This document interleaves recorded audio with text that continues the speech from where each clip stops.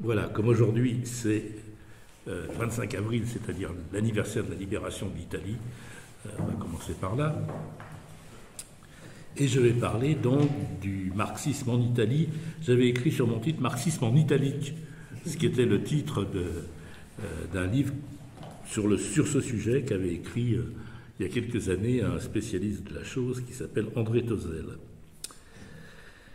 Voilà, donc il existe une réception toute particulière du marxisme en Italie. Il y a un marxisme italien, voilà, qui a ses spécificités italiennes. Alors, longtemps, c'est une pensée qui a dominé tout le champ intellectuel italien. Alors, le Parti communiste, qui était un parti extrêmement puissant, puisque le Picci, c'était plus d'un tiers des voix quand même, et notamment le contrôle à peu près total de certaines régions, la Toscane, l'Émilie-Romagne, c'était vraiment des fiefs. Il y a encore en Toscane via dell'Unione Sovietica. C'est vous dire. Bon. Mais bien au-delà du champ du Parti communiste et de ses sympathisants, beaucoup d'intellectuels ont été entraînés, soit directement dans le champ du marxisme, soit indirectement, notamment dans des polémiques, etc. Et par rapport au marxisme officiel français, le marxisme italien a toujours été relativement libre du point de vue de l'interprétation. Il y a beaucoup de choses diverses. Les hérétiques pullulent en Italie. Alors, je vais me concentrer sur trois personnages, parce on ne peut pas voir tout le monde. Alors, je vais commencer par le père fondateur, qui s'appelle Antonio Labriola. Je continuerai avec cette grande figure qui est celle d'Antonio Gramsci.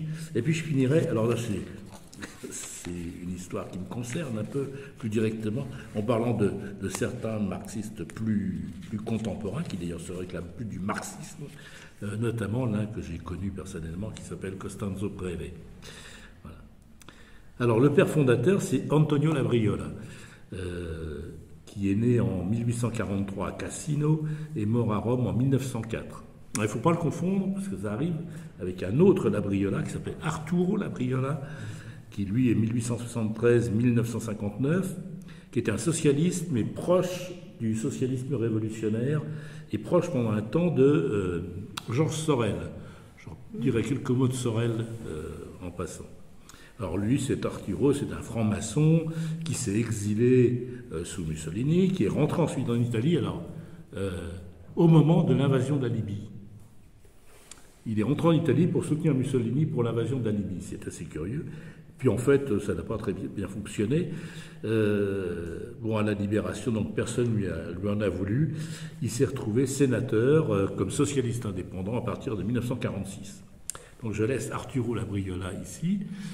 Mais comme j'ai déjà lu qu'on disait que c'était un fasciste, c'est pas un fasciste, Arturo Labriola. Il fait partie de ces gens qui ont eu de temps en temps, pour des raisons diverses et variées, une certaine attirance pour Mussolini. Comme Gino Servi. Oui, il y en a beaucoup d'autres gens. Oui. Alors, je reviens à Antonio Labriola. Sa famille est originaire de Sicile et de Basilicate. Je ne sais pas si vous savez, la Basilicate, c'est en gros le coup de pied de la botte. Tout au sud. Il a fait des études à Naples. Et vous voyez, une fois de plus, on revient à Naples. Depuis le début, on tourne autour de Naples quand même beaucoup. Et à Naples, il va avoir comme professeur un hegelien, disciple de Hegel, qui s'appelle Augusto Vera, qui était aussi un personnage intéressant parce qu'il est un de ceux qui ont introduit Hegel en France, puisqu'il a soutenu sa thèse à la Sorbonne, Vera. Ensuite, il est parti en Angleterre, et en Angleterre, il a traduit Hegel en français. Voilà. Ouais. Bon. Alors, Labriola est aussi et surtout peut-être l'élève d'un philosophe hegelien de haute volée, Bernardo Spaventa, et il va devenir marxiste à partir de sa réflexion autour de Hegel. Il adhère à la conception matérialiste de l'histoire, et il adhère du même coup au Parti socialiste. Et à partir de 1890, il va entretenir une correspondance suivie avec Engels. Donc c'est un des amis de Engels. Et ses essais sur la conception matérialiste de l'histoire, son livre le plus connu, sont publiés entre 1895 et 1898, et c'est une sorte de résumé de la pensée de Labriola. Alors, Labriola est également le maître et l'ami d'un philosophe qu'on verra la prochaine fois qui s'appelle Benedetto Croce. Il a été aussi le maître d'un autre dont je dirai quelques mots, qui est Giovanni Gentile, et indirectement, il a été en quelque sorte, j'allais dire, parce que Gramsci n'a pas suivi ses cours, évidemment, mais il est, alors, je vais dire, le grand-père de Gramsci, en quelque sorte. Voilà. Et une bonne partie du marxisme italien lui doit sa formation. Et en particulier, comme à peu près tous on reprend cette expression, une expression pour qualifier la pensée de Marx qu'il appelle philosophie de la praxis. Philosophie de la praxis qu'on va retrouver chez Gentile et puis chez Gramsci. Alors, l'inspiration donc de Labriola est bien exprimée dans un livre de Gentile, qui est directement inspiré de Labriola, qui s'appelle La philosophie de Marx, qui lui est traduit en français. Voilà. Alors, un petit mot sur Gentile. Giovanni Gentile, donc, va devenir, lui, un fasciste. En vrai de vrai, il va adhérer au parti fasciste, et puis il va devenir ministre d'éducation de Mussolini. Pas très longtemps, il va finir par revenir plutôt à la philosophie qui a ses activités intellectuelles. Il va réintervenir une fois de façon intéressante, c'est quand il va défendre Giordano Bruno. C'est curieux, au moment du concordat entre Mussolini et le pape. Bon. Alors Gentile, c'est très curieux, cet homme-là vient du marxisme en quelque sorte, mais d'un marxisme revu à la sauce italienne, et il va se retrouver chez Mussolini. Bon, alors ça c'est une bizarrerie qu'il faut signaler, parce qu'il y en a quelques-unes comme ça en Italie, et alors qu'on comprend mal, nous maintenant, parce qu'on a une vue complètement uniforme de la chose, et on se dit Mussolini égale Hitler égale l'horreur. Pour un Italien de 1920, c'est pas du tout la même chose. Et je crois qu'il faut essayer de se remettre dans le cadre. Alors Gentile, lui, ce qu'il va faire, comme c'est un... comment dire, ouais, c'est une sorte de fanatique de l'action, au moment de la République de Salo, c'est-à-dire après la fuite de Mussolini et l'établissement de cette soi-disant République sociale italienne dans la petite ville de Salo, eh bien Gentile va suivre Mussolini. Pour quelle raison? Tout simplement parce qu'il dit, comme j'ai suivi, je vais rester fidèle jusqu'au bout, donc il va mourir fusillé par les partisans. Voilà. Mais ça n'empêche que Gentile est un philosophe intéressant et même important pour penser la philosophie italienne du XXe siècle. Bon. Alors, je reviens à Labriola. Labriola, donc, son essai sur la conception matérialiste de l'histoire va être traduit en français et publié par Georges Sorel.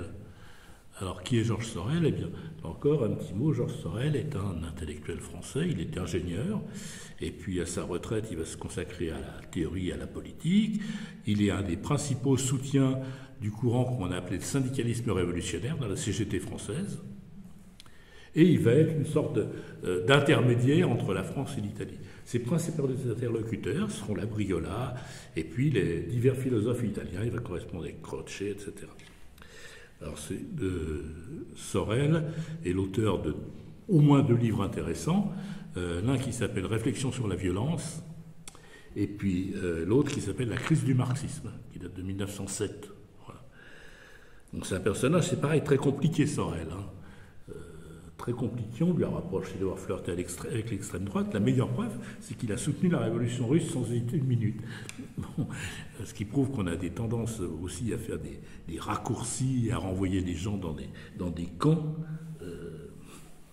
au moins dans le sens intellectuel du terme. Alors, qu'est-ce que fait Labriola?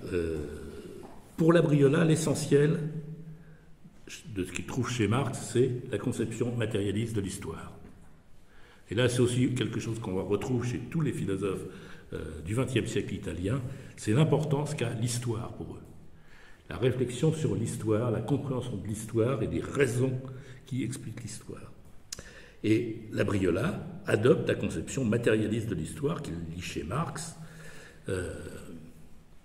C'est-à-dire l'idée qu'on ne peut comprendre l'histoire que si on la ramène sur ses fondements, c'est-à-dire sur ce qui permet à toute société humaine d'exister, c'est-à-dire comment les hommes produisent leurs conditions matérielles d'existence, c'est-à-dire comment ils vivent, s'habillent, dorment, et comme dit Marx, et quelques autres choses encore, qui sont le fondement, parce que, comme dit Marx, il n'y a pas d'histoire s'il n'y a pas d'homme.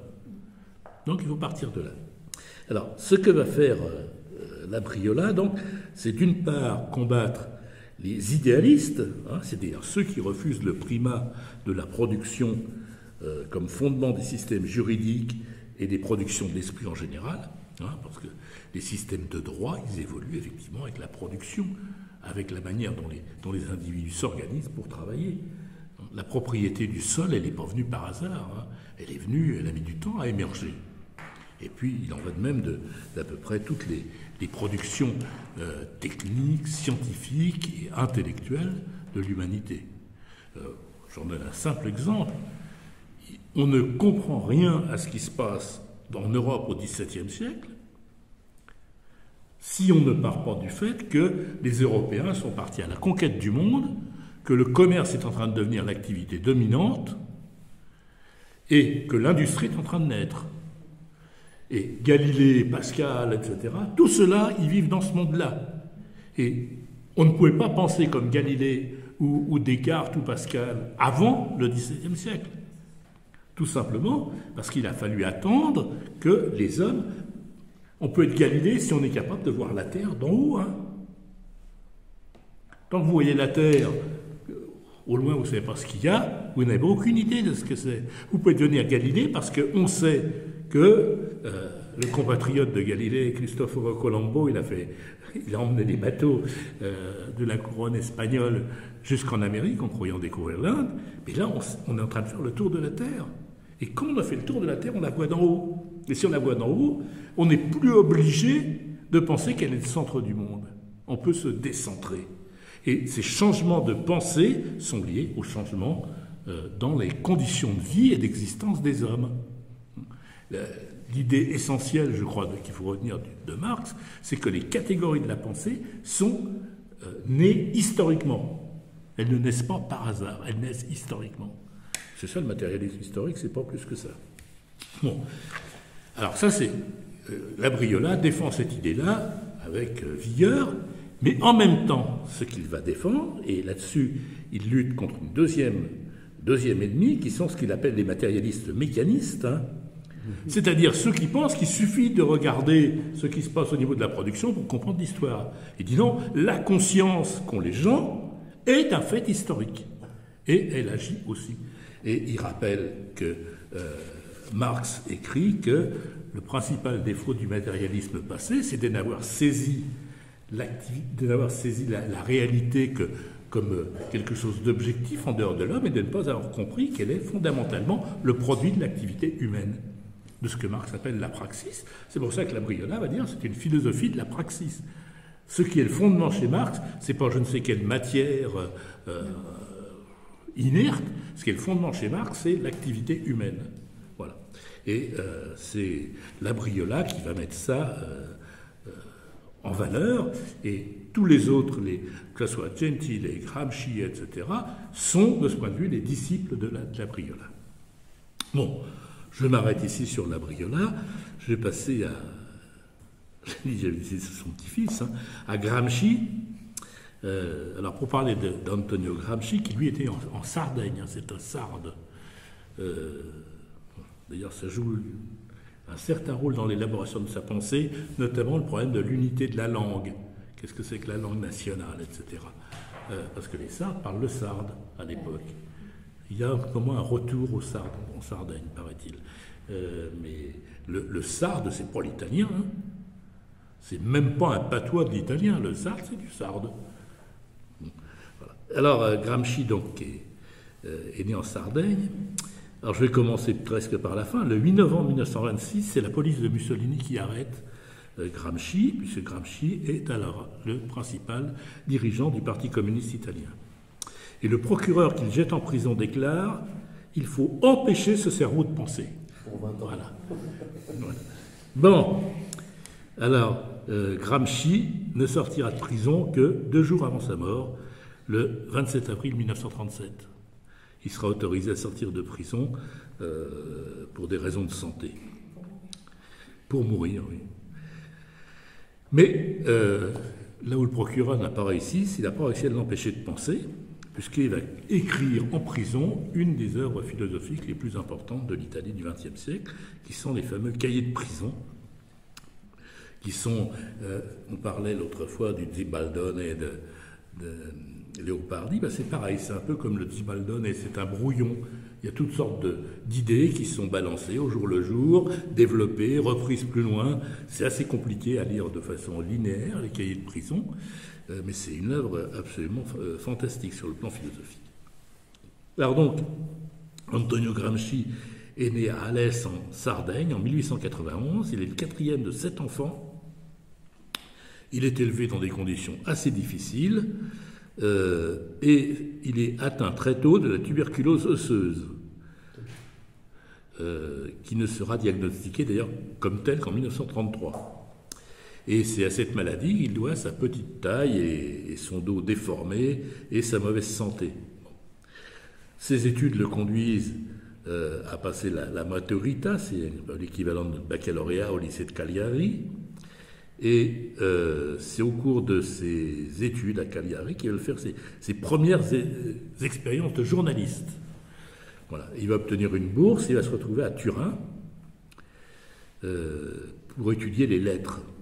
Alors une chose importante, c'est que la linguistique va être un de ses soucis permanents.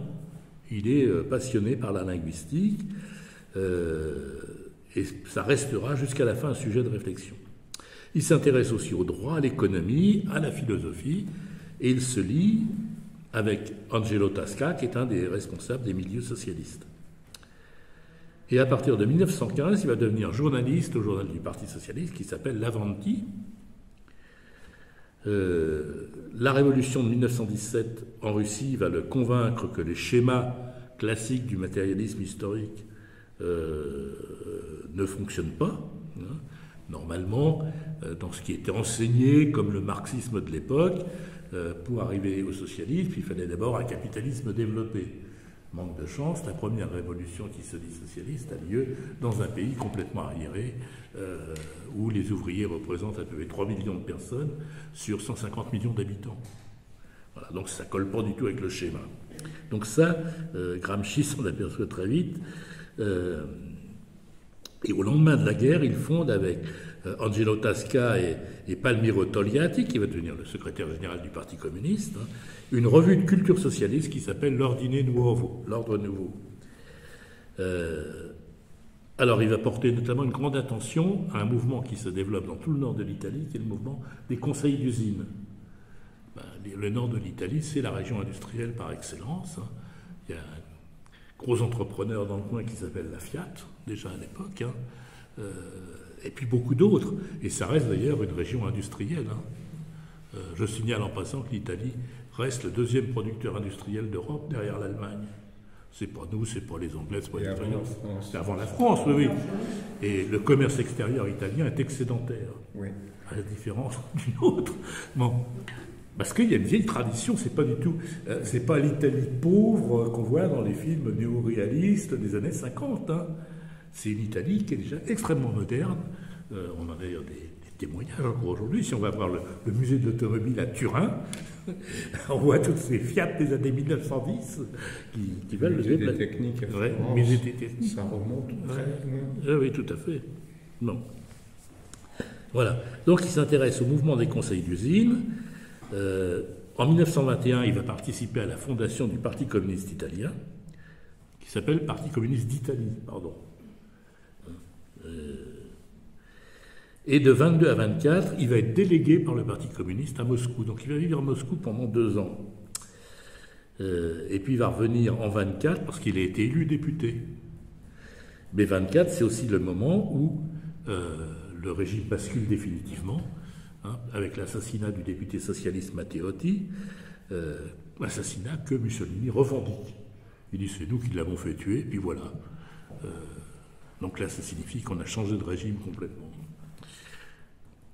toute façon, quand les dirigeants n'ont plus de compte à rendre, c'est déjà qu'on a changé de régime. Bon. Et en 1926, eh bien, il va être arrêté, juste après le congrès de Lyon, du Parti communiste, qui se tient donc à Lyon, comme son nom l'indique. Et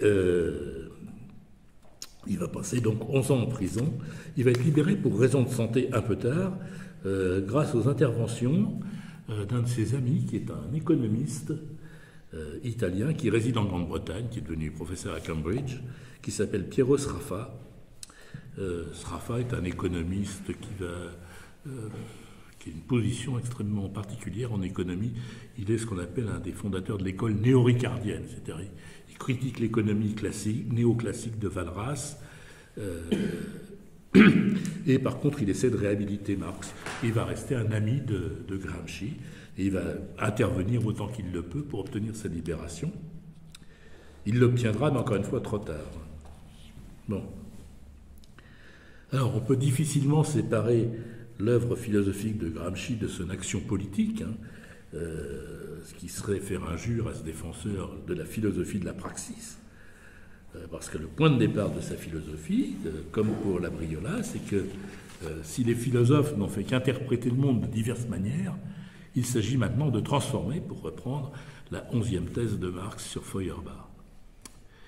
Alors en même temps, c'est un marxiste critique. C'était une époque où on a deux versions d'un marxisme extrêmement dogmatique, celui qui vient de la Deuxième Internationale, et puis celui de l'Internationale communiste, qui est à peu près le même, à quelques détails près, et qui sont essentiellement des conceptions fatalistes, mécanistes de l'histoire. La réflexion de Gramsci est également orientée vers l'action, et il donne une importance considérable à la volonté. On n'a pas à subir le mouvement. En fait, la volonté des acteurs joue un rôle fondamental dans l'histoire. Alors ça, c'est un point qu'il partage avec Gentile. Et il s'agit donc pour lui d'affronter ce qu'il appelle le monde grand et terrible, celui qui s'ouvre avec la Première Guerre mondiale. La révolution russe, les mouvements sociaux révolutionnaires en Europe, notamment en Allemagne, la crise italienne, etc. Voilà ce monde grand et terrible auquel il est confronté. Voilà. Alors, Gramsci procède, à partir de cette analyse, à une révision toujours plus profonde des perspectives historiques du marxisme, telles qu'elles existaient au début du XXe siècle. Il caractérise la révolution russe, il dit c'est une révolution contre le capital, c'est-à-dire contre le livre de Marx. Pourquoi c'est une révolution contre le capital? Encore une fois, parce que ça ne s'est pas passé comme c'était prévu. Voilà. C'est pas un pays avancé. Marx imaginait que la révolution se produirait d'abord aux États-Unis, peut-être en Hollande et en Angleterre. Pour lui, c'était les pays à peu près dignes de faire une vraie révolution socialiste, parce que les autres, il y pensait trop en retard. Bon, ben voilà, on a la Russie. Et donc, c'est pour ça que Gramsci dit que c'est une révolution contre le capital. Bon. Et puis, il va opérer bientôt une deuxième révision, cette fois par rapport à ceux qui ont vaincu en Russie. Et notamment, il va faire une distinction. Il dit, voilà, en Russie, la révolution s'est faite rapidement. Il dit, ça a été une guerre de mouvement. Ça s'est fait en 2-3 ans, dans un pays immense. Mais il dit, si vous croyez que ça se passera comme ça en Europe occidentale, eh bien vous avez tout faux.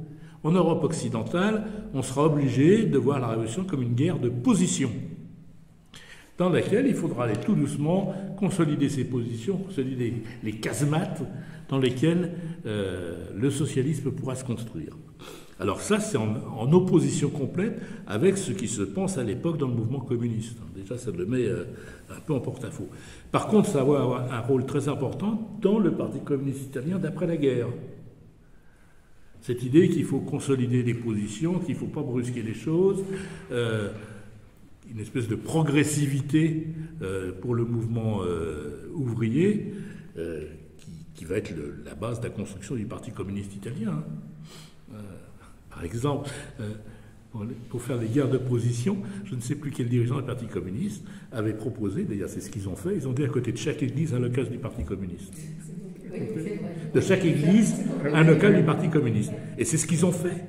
Oui. À peu près à côté de chaque église, il y avait un local du Parti communiste. Manifestation avec trucs sonores mobiles dans une voiture et qui tournait autour de l'église pendant la messe. Voilà, ça a été, mais parce que ils ont considéré qu'il fallait occuper les casemates du pouvoir. Exactement, c'était Gramsci de ce point de vue-là. Bon. Donc, dans les pays développés, on ne peut s'attendre qu'à une guerre de position. Voilà. Alors, il y a un autre aspect dans lequel la pensée de Gramsci va évoluer beaucoup par rapport au marxisme classique, c'est que Gramsci va souligner l'importance des mouvements paysans. Voilà. Et notamment l'importance de la paysannerie pauvre du sud de l'Italie. Dans notamment les textes qu'il appelle sur la question méridionale, comme on dit. Ces paysans qu'il a bien connus en Sardaigne, voilà, qui n'ont pas grand-chose à voir avec les ouvriers industriels du Nord. Et c'est ce qui va l'amener à développer l'idée que ce qu'il faut, c'est un bloc populaire. Un bloc populaire dans lequel, évidemment, pour lui, les communistes devront avoir le rôle dominant, mais qui sera capable d'emmener toute la masse de la population pauvre d'Italie. D'Italie ou d'ailleurs, hein, mais lui il se concentre surtout sur l'Italie. Et dans ce bloc populaire, il faudra mener une bataille politique, culturelle. Il accorde une grande importance à la culture. Superstructure. Et morale. Ouais. Voilà. Et il dit qu'il faut une régénération nationale et morale de l'Italie. Et la révolution commence par Ouais. Alors ça, c'est vraiment complètement... Les superstructures finissent par entraîner. Oui, mais c'est ça, la conscience est un facteur décisif. Ça, il a appris ça chez Labriola, lui, il en tire les conséquences. C'est vraiment aux antipodes du petit cynisme mondain des staliniens. Oui, tout à fait. Alors, dans cette bataille, la question de l'instruction est considérée pour lui comme une question centrale. Et notamment la question de l'appropriation de la culture, c'est-à-dire comment les dominés peuvent s'approprier la culture des dominants. Voilà. Comment ce qui est réservé aux classes dominantes pourra devenir quelque chose que tout le monde pourra prendre pour lui. Alors ça c'est pareil, ça nous emmène très très loin même de ce qui s'est raconté un peu partout. Voilà, il ne fallait pas apprendre la culture dominante, parce que la culture bourgeoise, etc. Bon. Pour Gramsci, pas du tout. La culture bourgeoise, c'est en quelque sorte un butin de guerre des ouvriers pour lui. C'est quelque chose qu'il faut apprendre. Parce que c'est la culture. Puis parce que c'est la culture, tout simplement. Ouais. Mais je m'excuse, c'est pour éclairer dans ma tête, mais c'est pas ce qui nous vient à l'idée au départ quand on parle de matérialisme. Ben ouais, voilà, c'est un matérialisme un peu curieux. Oui, non, mais ça veut dire que la culture en fait partie. Enfin, tout à fait, oui. C'est dialectique, il n'est pas mécaniste. Bon, alors je pourrais résumer ces thèses en quelques points. D'abord, il élabore des concepts nouveaux. Il y en a un qui l'emprunte à quelqu'un d'autre qui s'appelle Vincenzo Cuoco et qui appelle le concept de révolution passive. Qu'est-ce que c'est qu'une révolution passive? Cuoco donne l'exemple de ce qu'a connu l'Italie en contre-coup des guerres napoléoniennes. Il n'y a pas de révolution apparente, mais il y a une transformation fondamentale qui se fait sans participation des masses. Rien à voir avec ce qu'on a vu en France, par exemple. Voilà. Alors, comment cette révolution passive, Gramsci va l'adopter en montrant par exemple que l'introduction des nouvelles modes de production autour du Fordisme constitue une véritable révolution des rapports de production, qui est une révolution passive. Je trouve que c'est un concept qui est utile pour comprendre les transformations du mode de production, et pour nous aussi. On peut dire qu'à certains points de vue, ce qui s'est passé au cours des 40 dernières années sur le plan des rapports sociaux, des transformations qui sont liées aux nouvelles technologies, etc., il y a bien une espèce de révolution passive. Deuxième idée qu'il va développer, donc, c'est sur la question méridionale. Pour lui, la coupure de l'Italie entre le nord et le sud est patente, elle est encore patente aujourd'hui. Hein. Ça se voit encore, même s'il y a quand même eu pas mal de changements dans le sud. Hein. Et il souligne l'importance des intellectuels dans le sud de l'Italie, comme classe à gagner. Hein. Les 3/5 de la bureaucratie d'État italienne viennent du sud, à l'époque. Hein. Je cite une de ses remarques, il dit « L'intellectuel méridional est issu principalement d'une classe qui est encore importante dans le Mezzogiorno, dans le sud. Le bourgeois rural, c'est-à-dire le petit et moyen propriétaire terrien qui n'est pas paysan, qui ne travaille pas la terre, qui aurait honte de faire l'agriculteur, mais qui, du peu de terre qu'il possède, donné en fermage ou en métayage, veut tirer de quoi vivre convenablement, de quoi envoyer les fils à l'université ou au séminaire, de quoi constituer la dot des filles qui doivent épouser un officier ou un fonctionnaire de l'État. De cette couche sociale, les intellectuels héritent une violente aversion envers le travailleur agricole, considéré comme une machine à travailler qui doit être usée jusqu'à l'os et qui peut être facilement remplacée étant donné l'excédent de population laborieuse. Ils en héritent également une peur atavique et instinctive du paysan et de ses violences destructives, et ainsi une habitude d'hypocrisie raffinée et d'un art très raffiné de duper et d'apprivoiser les masses paysannes. Hein, donc son point de vue, c'est... Il n'y a pas que l'Italie. Gambetta qui dit « Le Nord travaille et le Midi gouverne ». Oui, mais bien sûr. Oui. Provenance des fonctionnaires de la Troisième République. Oui, c'était le même importance de la Corse, etc. Tout à fait, oui. Oui, la Corse. Oui. Voilà. Mais c'est intéressant de voir comment lui s'intéresse à la réalité sociale dans le détail. Hein, et le rôle qu'il accorde aux paysans, à ces masses de gens qui travaillent la terre. Ça me fait penser au film de 1900. Ouais. Cette importance paysanne. Ouais. Et je dois bien le revoir maintenant avec. Ouais.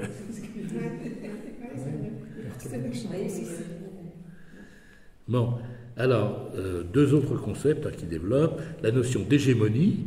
Pour qu'une classe domine, il dit, elle doit gagner l'hégémonie. C'est-à-dire, elle ne doit pas simplement donner des ordres, occuper des positions de pouvoir, il faut que ses idées soient aussi dominantes. Voilà. Ce qui nous renvoie aussi à cette idée de bloc culturel dans lequel, face à l'hégémonie des classes dominantes, il faut que les classes dominées commencent à imposer leur propre hégémonie. Voilà. Alors, l'unité de toutes ces élaborations me semble être le refus du fatalisme, le refus de la conception d'une histoire qui serait écrite à l'avance, et la mise en valeur de l'action, de la bataille. Il y a donc une dimension morale qui parcourt toute son œuvre, une exaltation du courage, une exaltation de l'engagement comme obligation. Dans un texte de 1917 intitulé « Je hais les indifférents », il soutient que l'indifférence est le poids mort de l'histoire. Indifférence et fatalisme constituent un binôme létal. Je hais les indifférents. Il faut retenir cette phrase. Ça parcourt toute l'histoire. Oui. Bon. Remarque, Hannah Arendt dira que le fascisme, le totalitarisme, vient par les indifférents. Oui, tout à fait. Parce que les franchement méchants ne sont pas très nombreux. C'est les indifférents qui laissent faire. Voilà. Bon. Donc la philosophie de la praxis qu'il défend est fondamentalement une lutte contre le fatalisme et l'accompagnement marxiste du fatalisme qui s'appelle l'économisme, c'est-à-dire l'idée que l'économie détermine les luttes sociales autant que les formes politiques et idéologiques. Et je pourrais résumer la pensée de Gramsci par une formule assez connue: il faut allier le pessimisme de l'intelligence et l'optimisme de la volonté. Alors, tous ces cahiers de prison sont parcourus par cette pensée, hein, et les cahiers de prison forment de ce point de vue-là l'œuvre la plus importante de Gramsci. Je ne sais plus quelle heure il est. 35. Oui, je traite de trop. Alors, il a obtenu l'autorisation d'écrire seulement, il était enfermé à, je veux dire, 26, il a obtenu l'autorisation d'écrire en 29. Et il s'est arrêté d'écrire en 1935, quand la maladie lui a empêché d'écrire. Hein. Ces notes sont des notes numérotées, et ça fait penser aussi, j'avais parlé à propos de Léopardi, mais au lias des pensées de Pascal. Hein, cette numérotation pour pouvoir retrouver ce qu'il a écrit, faire l'index de son brouillon. Dire la bonne édition des cahiers de prison, c'est l'édition de Geratani. Le dernier volume, c'est entièrement l'index. Alors, ce qui est intéressant dans ces cahiers, c'est que la pensée y vit sans être corsetée, hein, comme dans un traité systématique.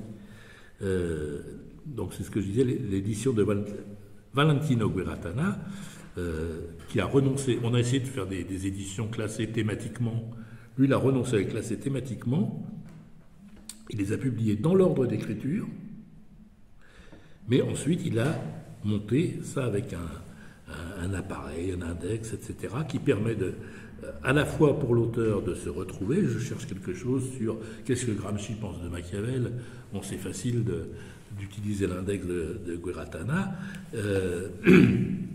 mais en même temps on peut voir le mouvement de sa pensée. Qu'est-ce qui l'intéresse en 1934 par exemple? Et ça c'est quand même assez intéressant pour qui veut travailler sur Gramsci. Alors, le noyau de ces cahiers, c'est une réflexion sur l'histoire, sur la logique de l'histoire, sur ses continuités, sur ses ruptures. Et c'est pour ça qu'il va revenir sur les grands penseurs comme Hegel, et puis il va se confronter avec Benedetto Croce.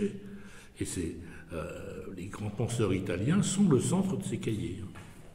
Il discute avec eux, bon, il les a pas en face, mais...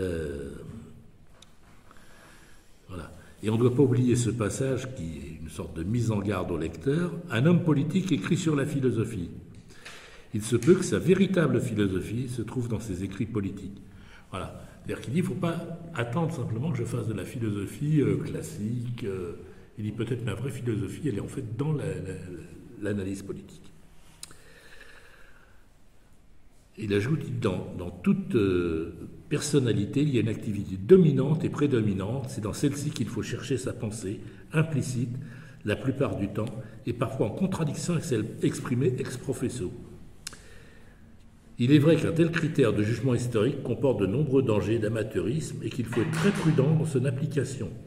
Mais cela n'enlève rien au fait que ce critère est fertile en vérité.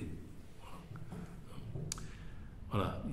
On n'est pas obligé de chercher de la philosophie chez tous les auteurs, ni chez tous les hommes politiques, mais essayer de comprendre ce qu'il peut y avoir de philosophique dans la pensée même de quelqu'un qui n'écrit pas forcément de la philosophie, c'est quand même une idée intéressante. Bon. Alors ces cahiers de prison donc, proposent en quelque sorte une véritable renaissance du marxisme.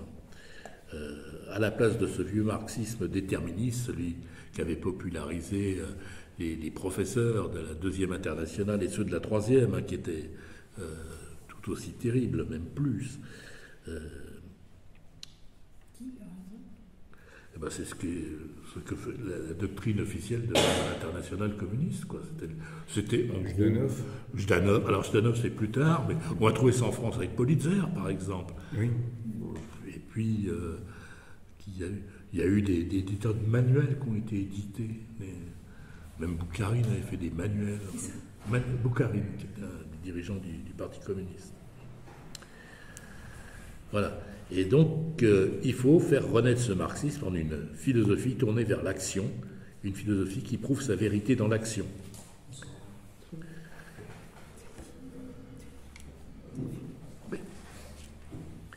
Alors, dans les développements intéressants des cahiers de prison, on trouvera par exemple les fameuses notes sur Machiavel, et notamment cette idée que va développer Gramsci, c'est qu'au fond, Machiavel, c'est le prince de Machiavel, c'est celui qui incarne le peuple.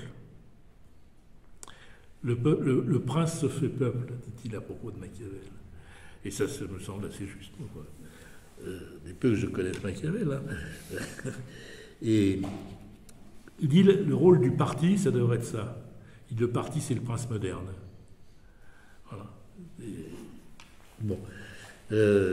Dans les autres développements intéressants, je signale les analyses de la religion, qui sont très éloignées de la vulgate marxiste et de l'anticléricalisme des libres penseurs. Pour Gramsci, le christianisme est un élément fondamental de l'âme populaire. Et il dit qu'il faut porter une très grande attention à ce qui s'exprime à travers ça. Et notamment, il dit que les dominés font souvent valoir leurs revendications à travers cette religion. Le soupir de la créature accablée. Le soupir de la créature accablée, absolument. L'esprit d'un monde d'où l'esprit a été chassé, etc., etc. Voilà. Dernier point, Gramsci revendique le sens commun. Alors ça, c'est une vieille discussion en philosophie, la réhabilitation du sens commun. Et il commence par dire, par exemple, tous les hommes sont philosophes. Alors, cette proposition signifie qu'entre les philosophes professionnels, qui sont des sortes de techniciens, et les autres hommes, il n'y a pas de différence qualitative. Le philosophe professionnel est simplement celui qui connaît mieux la technique. Je ne sais pas si on peut être tous plombiers, mais ou menuisier, peut-être que c'est un peu la même idée. Bon, le plombier professionnel fera beaucoup mieux les choses, mais bon, on est capable d'apprendre à bricoler. Mais en philosophie, c'est un peu pareil. Et personne ne peut être complètement étranger à la philosophie. Parce que tout le monde est obligé de penser. Et de penser, pas simplement pour résoudre un problème immédiat, mais de donner un sens à sa vie, tout simplement. Voilà. Donc, tous les hommes sont philosophes. Et de la même façon qu'on peut très bien parler sans rien connaître à l'étymologie, hein, on ne peut pas ne pas penser. Alors, en réalité, pour Gramsci, il n'y a pas de barrière nette entre philosophie et sens commun. Toute philosophie tend à devenir sens commun, au moins dans un milieu plus ou moins restreint. C'est-à-dire le philosophe tend à ce que ses idées deviennent le sens commun de tout le monde. Voilà.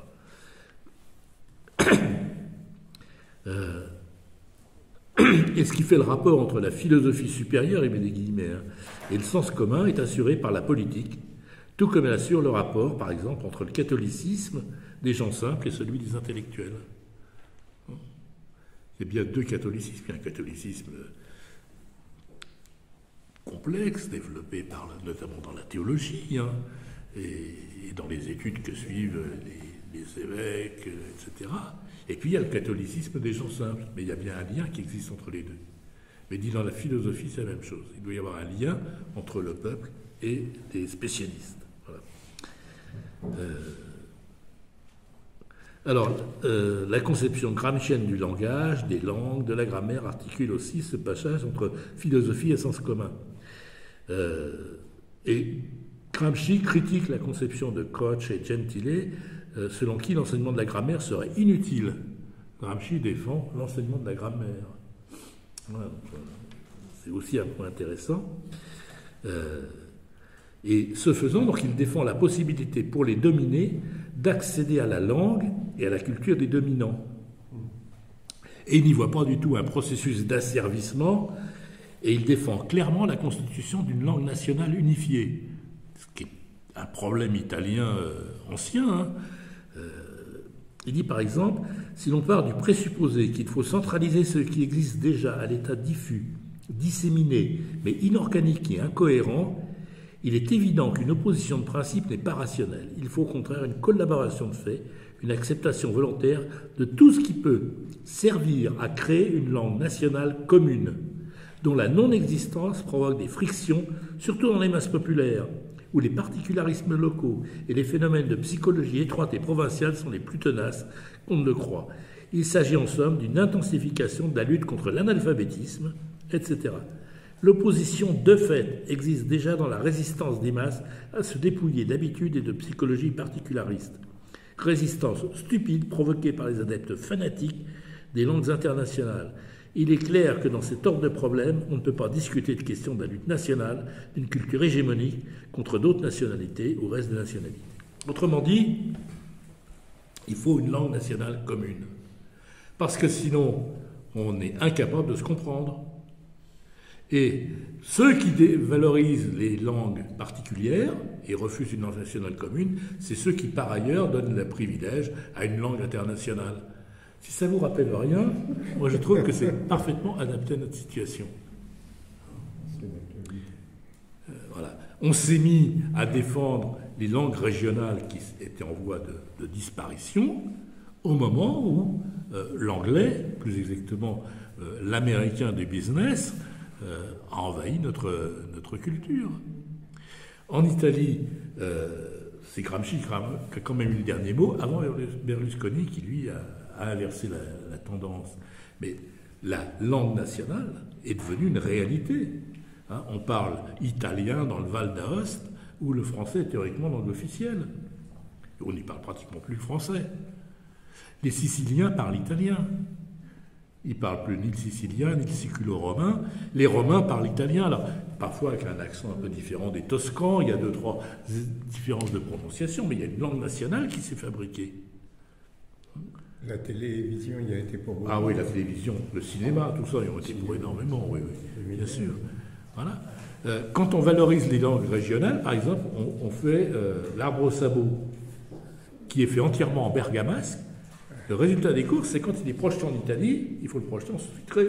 Parce que pas un Italien ne comprend ça. Voilà.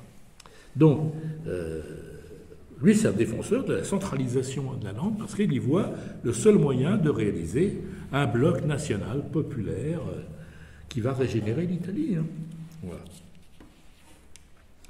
Bon, je vais m'arrêter là sur Gramsci, hein. Il y aurait évidemment beaucoup de choses à dire sur Gramsci et prendre le temps de lire ses textes. Hein. Je vais signaler un dernier auteur qui lui est beaucoup plus récent. C'était, pour montrer la variété du marxisme italien, Costanzo Preve. Alors lui, c'est un philosophe qui est né en 1943 dans la province d'Alessandria. Alors lui, c'est Preve, P-E-R-E. Preve. P-R-E-V-E. Oui, absolument. La province d'Alessandria, donc là par contre on est au nord, hein. Et il s'est éteint le 23 novembre 2013 à Turin. Alors c'est un philosophe presque inconnu en France, hein, puisqu'il a quelques livres qui ont été traduits tout de même, notamment Une histoire critique du marxisme, que je trouve excellente, qui est publié chez Armand Collin dans la collection U, avec une préface de votre serviteur, qui a par ailleurs révisé la traduction de ce livre. Bon. Et puis il y a 3 autres livres qui ont été publiés de lui, notamment l'un qui s'appelle Éloge du communautarisme, l'autre qui est La 4e guerre mondiale, et le 3e qui s'appelle Nouvelle histoire alternative de la philosophie. Mais il a écrit une œuvre considérable. Alors Prévé ne se définit pas comme marxiste, il se définit comme élève de Marx. Hein, et il s'est tenu à l'écart de toutes les orthodoxies. Et il a donné notamment une analyse assez décapante du communisme du XXe siècle. Grâce à une bourse, il avait étudié à Paris en 1963. Il a suivi les cours d'Hippolyte sur Hegel, fréquenté les Althussériens, et c'est là qu'il s'était rapproché de Marx. Il avait également un intérêt soutenu pour les philosophes grecs, et il se pensait lui presque comme un grec. Le vrai modèle pour lui, c'était la Grèce. Mais également un intérêt pour la philosophie allemande, qui vont profondément influencer sa lecture de Marx. D'ailleurs, avec une autre bourse, il va se rendre à Athènes, où il va soutenir une thèse en grec moderne sur les Lumières grecques. Bon, là, je suis absolument incompétent. De retour en Italie, il va devenir professeur de philosophie en lycée. Alors, un professeur de philosophie en lycée en Italie, il enseigne la philosophie et l'histoire. Là aussi, c'est tout à fait révélateur. Mais ils font ça sur 3 ans. Hein. L'équivalent de seconde, première, terminale, il y a philosophie et histoire. Bon. Et il va enseigner pendant 35 ans. Alors, il va d'abord adhérer brièvement au Parti communiste italien, de 73 à 75, puis il va militer avec divers groupes issus du PC, principalement un groupe qui s'appelait Democrazia Proletaria, qui est un groupe issu du PC, dont on peut voir un membre dans le film de Marco Tullio Giordana, Les 100 pas, qui est l'histoire de Impastato, comment c'était son prénom, Pepe Impastato, et qui était un enfant issu d'une famille de mafieux, et qui a organisé la lutte contre la mafia dans les années 68-70, et qui a été assassiné par la mafia le jour où on a découvert le corps d'Aldo Moro. Peppino Impastato, voilà. Bon, et lui, Peppino Impastato, était un des représentants de Democrazia Proletaria. Et puis Prévet donc, va cesser toute activité militante quand Democrazia Proletaria va se fondre dans un nouveau parti qui est aujourd'hui disparu, qui s'appelait Rifondazione Comunista. Il va avoir des mots très durs d'ailleurs vis-à-vis de ce nouveau parti et notamment vis-à-vis de son chef Bertinotti. Bertinotti, qui à force d'errance d'ailleurs va conduire ce parti à la désagrégation dans les années 2000. Alors dans les années 90, Prévet va avoir une évolution théorique qui le conduit à abandonner toute référence aux ismes. Les mots en isme ne l'intéressent plus du tout. Et notamment, il refuse le marxisme. Et il finira d'ailleurs par mettre en cause la distinction droite-gauche, ce qui lui vaudra d'ailleurs quelques solides inimitiés, notamment parce qu'il va commettre le crime suprême de publier un papier dans la revue française Crisis, qui est dirigée par Alain Benoît à l'époque. Alors, de ces attaques, Costanzo n'avait cure, parce que lui regrettait l'incroyable sectarisme de la gauche, qui marque encore la vie intellectuelle. C'est-à-dire, on ne s'occupe plus vraiment de ce qu'il pense, mais où on est placé. Vous êtes à droite ou vous êtes à gauche? Ce qu'on pense n'a plus aucune espèce d'importance. C'est d'ailleurs un fait remarquable, plus la gauche recule, plus elle s'accommode du capitalisme, et plus elle défend becs et ongles, et plus elle devient hargneuse et incapable de discuter avec ses adversaires. Donc ça, c'est une des constatations que faisait Prévet. Et par exemple, des gens qui ont couvert aussi bien les crimes de Staline que ceux de Pol Pot,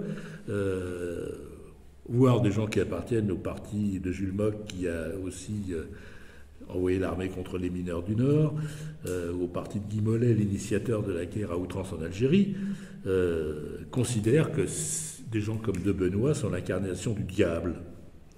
Alors Prévet, lui, par rapport à ça, a une position assez atypique, et il refuse ce qu'il appelle le tribalisme d'extrême gauche. Alors, voilà, on vit dans des tribus. C'est tout à fait exact. Moi, je trouve que c'est... Bon. Alors ça explique pourquoi son travail est occulté en France. Quand on veut faire publier un livre, le livre de Prévet a été publié presque par hasard par l'éditeur de l'époque des éditions Armand Collin, Jean-Christophe Tamisier. C'est lui qui s'intéressait parce que c'était une tête de mule un peu différente de la moyenne de l'intelligentsia des maisons d'édition. Mais quand moi j'ai essayé de faire publier le livre d'un des disciples de Prévet qui s'appelle Diego Fusaro, j'ai reçu une fin de non-recevoir par toutes les maisons d'édition de gauche, sans exception. Fusaro, pas question. Pourquoi Mystère Boule de Gobe? C'est parce qu'il ne faisait pas partie de la tribu. Bon, voilà. Je voudrais quand même signaler que Prévet avait gardé de solides amitiés chez des gens absolument insoupçonnables. Par exemple, quelqu'un comme Georges Labica, qui était à un moment le directeur du département de philosophie de Nanterre, et qui a présidé mon jury de thèse. Georges Labica, vieux marxiste en bois brut, et André Tozel étaient restés des amis de Prévet. Bon, d'ailleurs, Tozel a donné une postface à la première édition italienne de la Storia Critica del Marxismo. Alors, ce qui caractérise la pensée de Prévet, c'est la convergence de trois courants. En premier lieu, Prévet s'inspire de Marx et de ses meilleurs élèves, Lukács, l'école de Francfort, Adorno, Horkheimer, et donc tous les gens qui développent une conception originale du marxisme. En second lieu, il se réfère à la philosophie allemande, Hegel et Fichte, et Prévet a montré, de façon à mon avis assez juste, que toute une partie de la pensée de Marx s'éclaire à la lumière de Fichte. Et là encore, on peut noter la proximité avec ces philosophies de l'action, ces philosophies de la volonté, celle de Fichte, qu'on a trouvée chez Gramsci, et on la retrouve là avec Prévet. Et en troisième lieu, ce qui inspire le plus peut-être Prévet, c'est la philosophie grecque classique, parce que pour lui, les maîtres insurpassables s'appellent Platon et Aristote. Voilà.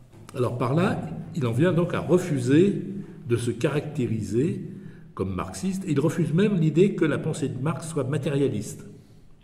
Alors je crois, après avoir réfléchi longtemps à cette question, qu'il a profondément raison sur cet aspect des choses. En tout cas, si on veut continuer à caractériser Marx comme matérialiste, il faut transformer radicalement le sens de ce mot. Marx n'a rien à voir avec le matérialisme classique, rien à voir avec le matérialisme des Lumières, par exemple, celui de Diderot, d'Holbach, Helvétius. C'est tout à fait autre chose. Et Prévet s'en tient plutôt à l'interprétation de Lukács, qui soutient qu'il y a une genèse sociale historique des catégories de la pensée, et puis c'est tout. Et Prévet refuse également de considérer Marx comme une sorte de collectiviste. Et il fait même le reproche à Marx, il dit au fond Marx était trop individualiste. Il a trop cru en l'émancipation de l'individu et la possibilité que l'individu puisse être son propre maître, en quelque sorte. Il dit là-dessus, il est en quelque sorte utopique. Voilà. Donc Marx n'est pas du tout un collectiviste, mais un individualiste. Alors là, il se trouve que c'est peut-être pour ça que j'ai rencontré Prévet, parce que c'est la thèse que j'ai défendue dans ma thèse, justement. Donc voilà. Alors, on voit à partir de là pourquoi cette lecture de Marx conduit Prévet à une critique radicale du marxisme. Donc il considère que c'est une construction, d'ailleurs postérieure à Marx. Pour Prévet, le marxisme est une idéologie à destination des classes subalternes qui permet leur intégration à la société capitaliste moderne. Voilà.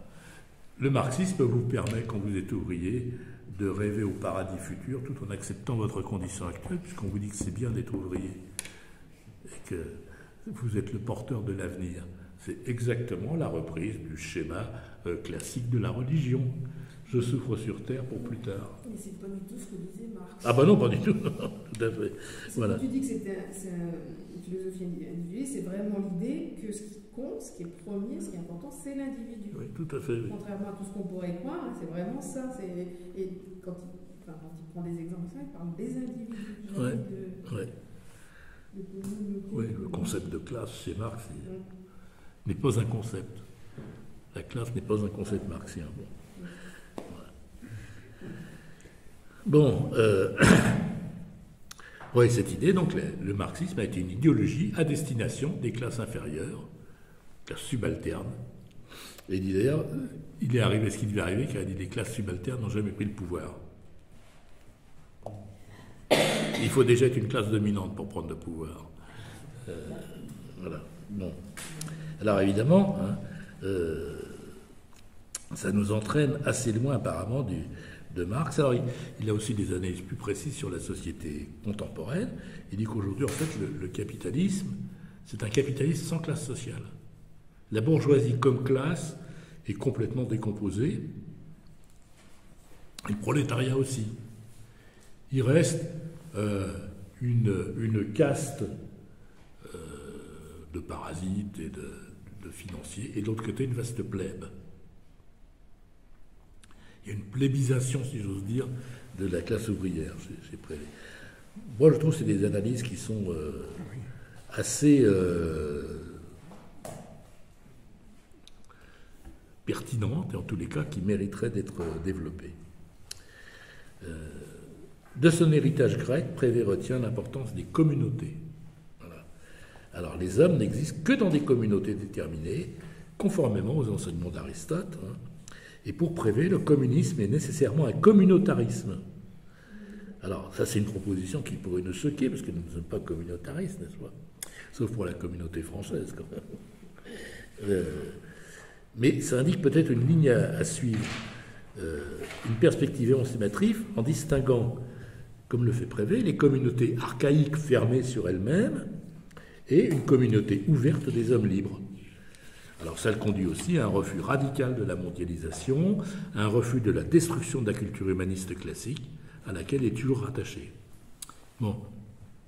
Alors, si les marxistes de la gauche officielle ignorent Prévet, il faut tout de même signaler qu'en Italie, il a quelques disciples, quelques élèves qui lui sont fidèles, parmi lesquels je signalerai donc, j'en ai parlé à l'instant, Diego Fusaro, qui est un encore jeune philosophe, il a une quarantaine d'années maintenant, mais qui a déjà écrit au moins 20 et demi de bouquins.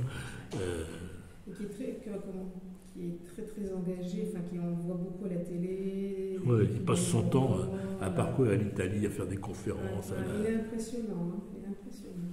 L'esprit qui tourne tout le temps. Fusaro. Diego Fusaro.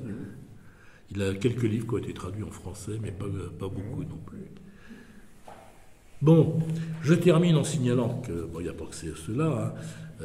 Il y a une diversité, par exemple. Je pourrais signaler quelqu'un comme Sebastiano Timpanaro, qui est mort en 2000, lui, hein, qui était un marxiste tendance léopardie.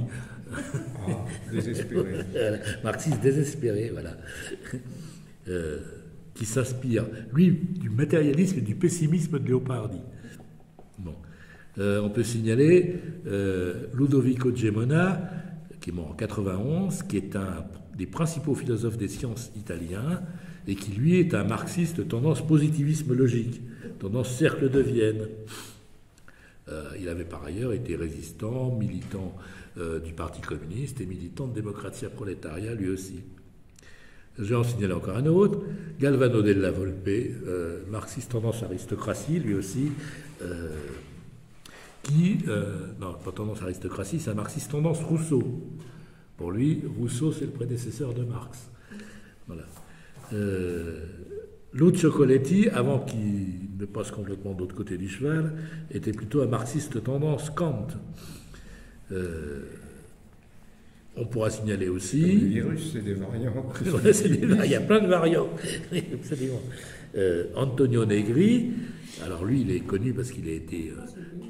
oui, d'abord, il a été professeur en France, il a été accueilli comme réfugié politique au moment des années de plomb, puisqu'il a été accusé d'avoir été il cattivo maestro, le méchant maître, puisqu'il a encouragé des mouvements qu'on appelait opéraïstes notamment. Alors, il n'encourageait pas directement l'assassinat, mais il encourageait le jambisme, c'est-à-dire le fait de tirer dans les jambes des contremaîtres, des directeurs, etc. Bon, il est retourné en Italie, ils l'ont mis à la casse-prison quand même. C'est le fameux Tony Negri ? Oui, Tony Negri, oui. Voilà. Bon, là, je ne vais pas m'étendre pour dire le mal que je pense de Tony Negri, et notamment de son principal livre connu en France, s'appelle Empire, qui est bouilli pour les chats, pour être gentil. Hein. Bon, voilà.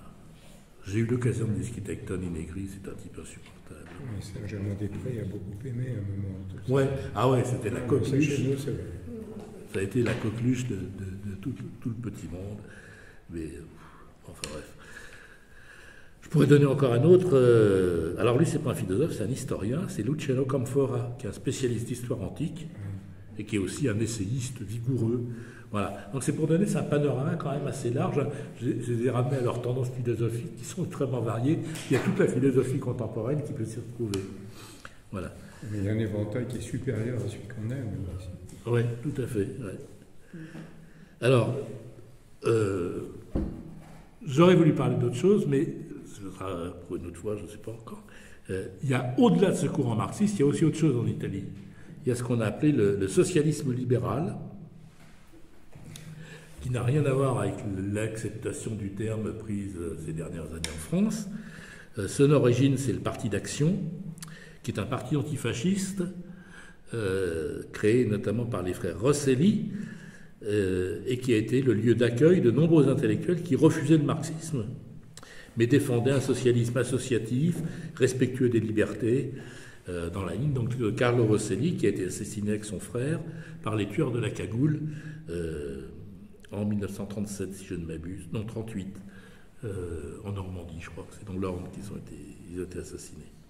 Et par exemple, dans tous ces philosophes socialistes, non marxistes, pas anti-marxistes, hein, mais non marxistes, c'est pas des croyants, c'est chose dire, on trouve des gens comme Guido Calogero, qui est un théoricien de la laïcité, ou un philosophe que moi je trouve vraiment passionnant, qui est Norberto Bobbio, qui est mort il y a quelques années, à l'âge vénérable de 102 ans.